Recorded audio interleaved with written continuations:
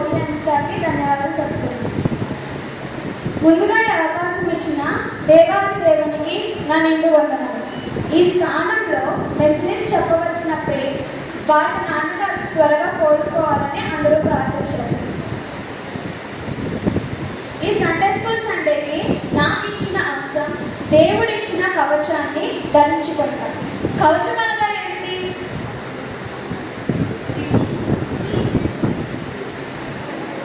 మీరు పెద్దవారు కాబట్టి మీ అందరికీ తెలుసు. నేను చిన్నపిల్లని కాబట్టి మళ్ళీ ఒకసారి ఎక్స్ప్లెయిన్ చేస్తున్నాను. కవచం అనగా మనల్ని కాపాడినది. మన డైలీ లైఫ్లో బయటికి వెళ్ళినప్పుడు కానీ, షాప్స్కి వెళ్ళినప్పుడు, ప్రయాణాలు చేస్తున్నప్పుడు, నార్మల్గా షాప్స్కి వెళ్ళినప్పుడు సరుకుల కోసం కానీ, పాల ప్యాకెట్స్ కోసం కానీ, షాపింగ్కి వెళ్ళినప్పుడు కానీ హెల్మెట్, సీట్ బెల్ట్ యూజ్ చేస్తాం. ఎందుకు యూజ్ చేస్తాం అవి? ఎస్, మన లైఫ్ని యాక్సిడెంట్స్ నుండి కాపాడుకోవడానికి మనం అవి ధరించుకుంటాం. అవి శారీరకంగా మనం కాపుదలకి యూజ్ చేస్తాం. మరి ఆత్మ విషయంగా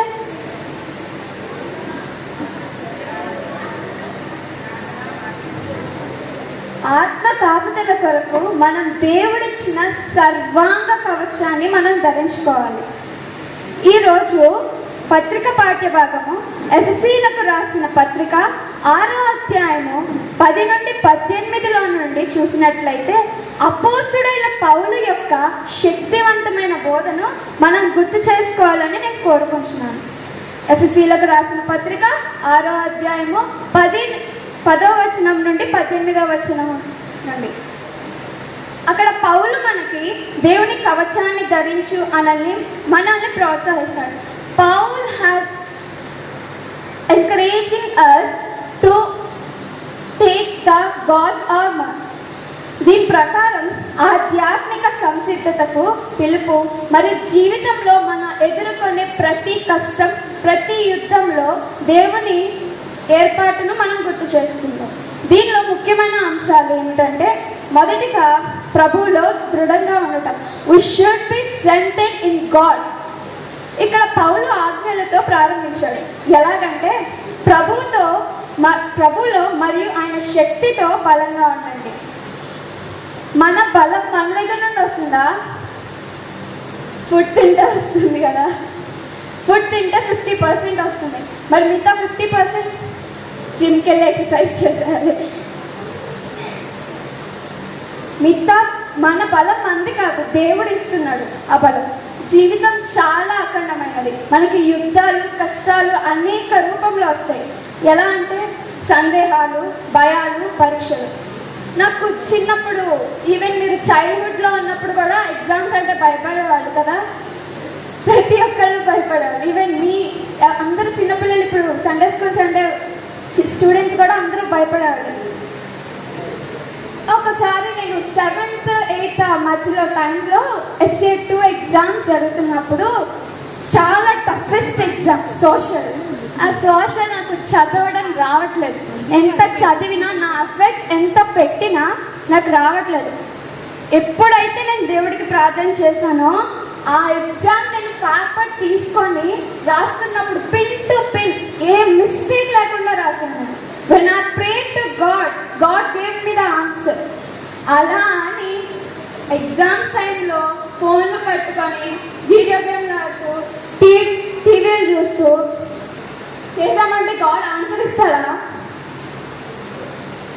Will God give the answer when you are doing bad things? No. ఎప్పుడైతే నీ ఎఫర్ట్ నువ్వు పెట్టి దేవుడిని అడిగావో God will definitely give you.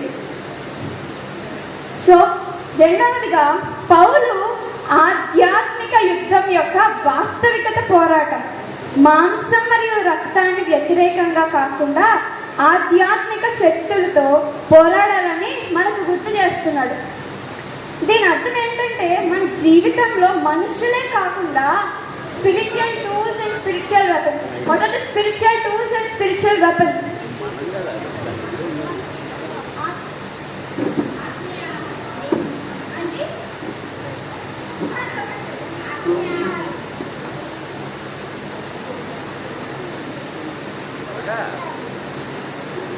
So spiritual tools spiritual weapons అంటే ఆధ్యాత్మిక సాధనాలు మరియు ఆయుధాలతో పోరాడాలి.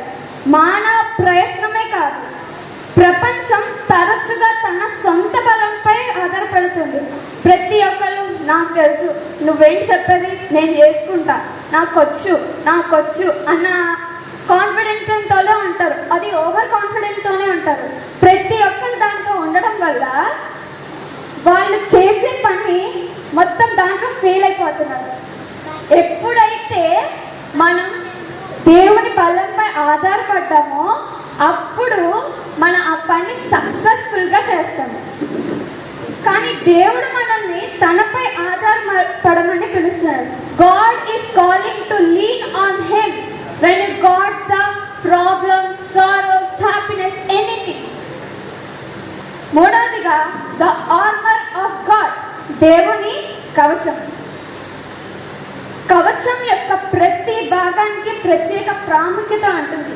ఈవెన్ మన body, heart, liver, kidney, skin, ice, ప్రతి ఒక్క దానికి ఎంత ప్రాముఖ్యత ఉంటుందో కవచానికి కూడా అంతే ప్రత్యేక ప్రాముఖ్యత ఉంటుంది.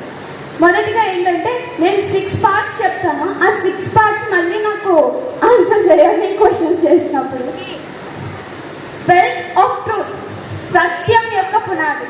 సత్యం అంటే ట్రూత్ అంటే ఏంటి? ఎస్, సత్యం అంటే అన్నిటినీ కలిపి ఉంచుతుంది.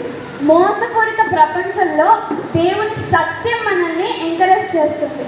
దేవుని వాక్యం మనల్ని ఎంకరేజ్ చేస్తుంది. ఏమని? నిజం చెప్పు, నువ్వు ఎంత సర్కమ్స్టెన్సెస్ లో ఉన్నా, ఎంత సారాలో ఉన్నా, నువ్వు నిజం మాత్రమే చెప్పని దేవుని వాక్యం మనల్ని ఎంకరేజ్ చేస్తుంది. రెండవదిగా breast plate of righteousness. Righteousness అంటే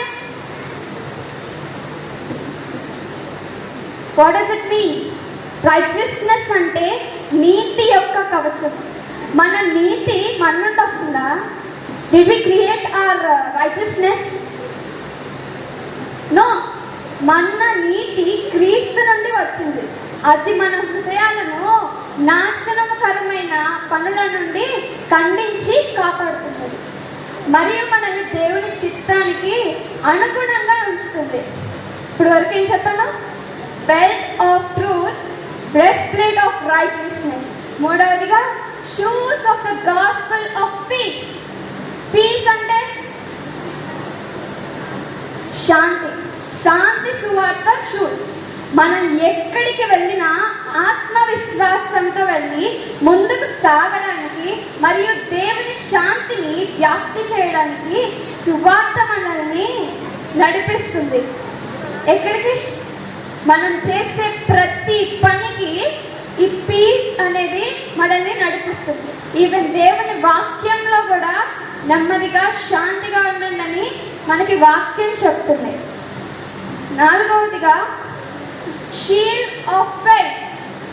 షీల్డ్ ఆఫ్ ఫెయిత్. ఫెయిత్ అంటే విశ్వాసం. విశ్వాసం యొక్క కవచం.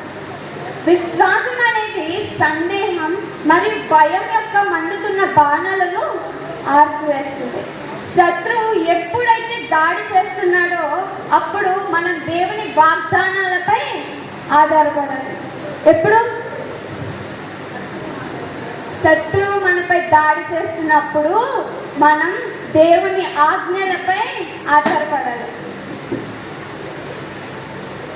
Fifth one, helmet of salvation. Salvation. Salvation అంటే ఎస్, సాల్వేషన్ హెల్మెట్. క్రీస్తు ద్వారా మనం రక్షణను మనం జ్ఞాపకం చేసుకున్నప్పుడు మన మనస్సులు రక్షింపబడతాయి. ఇది మనకు ఆశ మరియు స్పష్టతనిస్తుంది. It gives us clarity and hope to us. The helmet of salvation gives us hope and clarity. ఆరవదిగా sword of spirit. Spirit అంటే sword of spirit. ఇది దేవుని వాక్యం. This is the God word that has given to us. వాక్యం అనే ఖడ్గం అబద్ధాలు మరియు నిరుత్సాహాన్ని ఎదుర్కొని సాతానును మాకు సహాయం పడుతుంది. ఎప్పుడు సహాయపడుతుంది మనకి? సాతాను మనల్ని దాడి చేసినప్పుడు ఆ స్వాడ్ మనల్ని కాపాడుతుంది. ద పవర్ ఆఫ్ ప్రేయర్, ప్రార్థన యొక్క శక్తి. కవచాన్ని వివరించిన తర్వాత పాల్ ఏమన్నాడంటే ప్రార్థన యొక్క విశిష్టతను తెలిపాడు. పాల్ గారు మనం ప్రార్థనలో పోరాడి గెలవాలని చెప్పాడు. అది మనల్ని దేవుని మార్గంలో కలుపుతుంది. అది మన శక్తిని జ్ఞానంతో పాటు దేవుని మార్గంలో నడువుటకు తోడ్పడుతుంది. Prayer is a powerful key to see the god. ఎప్పుడైతే మనం ప్రేయర్ చేసామో అప్పుడు మనకి ఆన్సర్ అనేది వస్తుంది. ఈవెన్ మనం ఎప్పుడు బాధల్లో ఉన్నా, ఎప్పుడు హ్యాపీనెస్లో ఉన్నా, we should have to prayer. We have to prayer. తినేటప్పుడు కానీ, పడుకునే ముందు, లేచిన తర్వాత, మార్నింగ్ బయటికి వెళ్ళే ముందు, బయటికి వచ్చిన తర్వాత, దేవా మమ్మల్ని సురక్షితంగా కాపాడినందుకు, మాకు సేఫ్ని ఇచ్చినందుకు నీకు వందనాలు అని రోజు ప్రేయర్ చేస్తుంటే మనం దేవుని నామంలో వర్ధిల్లుచుంటాం. తర్వాత నేను ఇప్పుడు చెప్పినవన్నీ మన జీవితంలో ఎలా అప్లై చేయాలంటే, ఎలా పాటించాలంటే సన్నద్ధంగా ఉండాలి. Stay prepare. సైనికుడిగా మనం ప్రతిరోజు కవచాన్ని ధరించుకోవడంలో శ్రద్ధ వహించాలి. కవచాలు అంటే ఎన్నున్నాయి? 6 parts. Belt of truth, breastplate of righteousness, shoes of the gospel, shield of faith, helmet of salvation, sword of spirit. ఇవన్నీ మనం రోజు ధరించుకొని సిద్ధంగా ఉండాలంట. తర్వాత దృఢంగా నిలబడాలి. Stand firm. పాల్ పదే ఏమని చెప్పారో తెలుసా? ఎఫెసీయులకు రాసిన పత్రిక 6వ అధ్యాయము 10వ వచనం నుండి 18వ వచనము. పాల్ ఏమని చెప్పాడంటే పదే నిలబడు అని చెప్పాడు. విజయం అంటే తొందరపాటుతో ముందుకు సాగడం కాదు, విశ్వాసంతో సాతానుపై ముందుకు పోరాడడం. విశ్వాసంతో సాతానుపై ముందుకు పోరాడడం. సాతానుతో యుద్ధం చేయాలంటే, మనం సాతానుతో యుద్ధంలో జయం పొందాలంటే ఎలా పొందాలి? How to?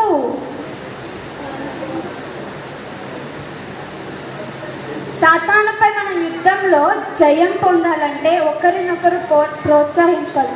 Have to encourage one another. మేము ఈ యుద్ధంలో కలిసి ఉన్నాము. దేవుని శక్తిని విశ్వసించాలని మరియు ఆయన వాక్యంపై ఆధారపడాలని ఒకరినొకరు గుర్తు చేసుకున్నాం. చివరిగా, మీరు ఎదుర్కొనే ప్రతి యుద్ధంలో దేవుడు మిమ్మల్ని రక్షించాలని గుర్తుపెట్టుకోండి. ఆయన తన కవచాన్ని అంటే సత్యాన్ని, నీతిని, శాంతిని, విశ్వాసాన్ని, మోక్షాన్ని, తన వాక్యాన్ని, ప్రార్థన యొక్క శక్తిని మీకు ఇచ్చాడు. మనం రోజు ధరించి ప్రభువు బలంలో స్థిరంగా ఉండాలని నిలబడదాం మనందరం. దేవుడు మనకు అండగా ఉంటే మనకు వ్యతిరేకంగా ఎవరు ఉండగలరు? If God is for you, who can be against? మొదటి సమూయేలు 17వ అధ్యాయము 24 నుండి చూసినట్లయితే, దావీదు గొలియాతుతో యుద్ధం గెలుచుండగా సౌలుతో నాకు ఏమి, ఈ సౌలు ఇచ్చిన ఆర్మర్స్ ఇచ్చిన తర్వాత నాకు ఏమొద్దు, దేవుడు నా పక్షాన యుద్ధం చేస్తున్నాడు, సో విజయం నాదే కాబట్టి నేను వెళ్తాను. ఎన్ని తీసుకున్నాడు? ఎన్ని రాళ్ళు తీసుకున్నారు? 5 రాళ్ళు తీసుకున్నాడు.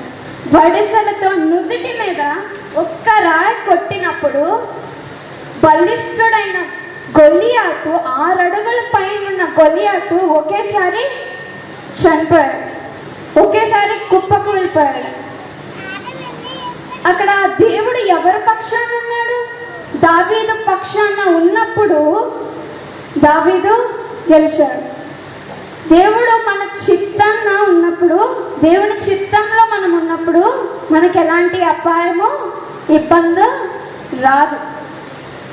సో ఇవన్నీ మన జీవితాల్లో నెరవేరాలని దేవుణ్ణి ప్రార్థిద్దాం.